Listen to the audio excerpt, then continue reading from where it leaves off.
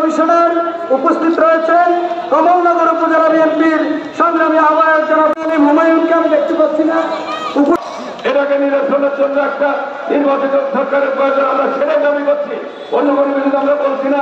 কিন্তু সেটাকে ভিন্নভাবে বাংলাদেশ জাতীয়বাদী দলের ইমেজকে নষ্ট করার জন্য কোথার থেকে কোথায় কি ঘোড়া দিয়ে বিএনপিকে টাকাবাজের দল হিসাবে প্রতিষ্ঠা করতে চায়।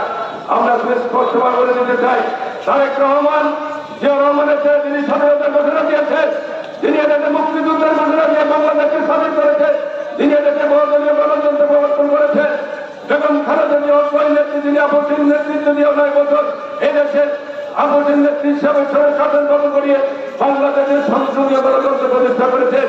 আর তারেক রহমান হচ্ছে বিগত দিনে 18 বছর যিনি নির্যাতন শিবিরে শুধু 8,000 মাইল দূরে থেকে এদেশের জনগণকে ঐক্যবদ্ধ করে, সকল নেতা কর্মীকে ঐক্যবদ্ধ করে বাংলাদেশের জনগণের সামনে একটি আইকন হিসাবে তিনি নিজেকে প্রতিষ্ঠিত করতে সক্ষম হয়েছে। এই তারেক রহমান সম্পর্কে বিভিন্ন রকমের অপ্রাসঙ্গিক কথা বলে এই যে গণতান্ত্রিক পদ্ধতিকে তারা বাধা করতে চায়, তারা শহীদের রক্তের সাথে বিশ্বাসঘাতকতা বলে আমরা মনে করি।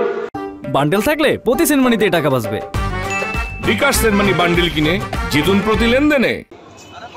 হঠাৎ করে আমরা দেখলাম গোপালগঞ্জে তারা প্রোগ্রাম দিয়েছে মার্চ টু গোপালগঞ্জ, একদিনে 2 দিনে চেয়ে। এটা আমি মনে করি এটা কোনে দেখা দরকার, এর পিছনে কোনো হীন উদ্দেশ্য আসবে কিনা। তার সামনে তো নির্বাচন, এই ধরনের গন্ডগোল যদি হয়ে যায়, নির্বাচনটা কষ্টের মুখে পড়তে পারে। পরে সেই নির্বাচন নিয়ে এখন পর্যন্ত এতগুলা কথা, তাহলে আপনারা কিভাবে গেলেন, কিভাবে বেরোয় আসতেন? যদি আমি এনসিপিকে বলি, মসজিদের যদি কবর দিতে হয়, গোপালগঞ্জ যাওয়ার দরকার আছে? আরে মসজিদের কবর তো মসজিদেই দিচ্ছে। মসজিদের কবর তো 72, 73, 74, 75 গত 17 বছর হাসিনা দিয়েছে। আমার আপনার আন্দোলনের মধ্য দিয়ে কি মসজিদের কবর হয় নাই? মসজিদের কবর দিতে হলে কি গোপালগঞ্জে দিতে হবে?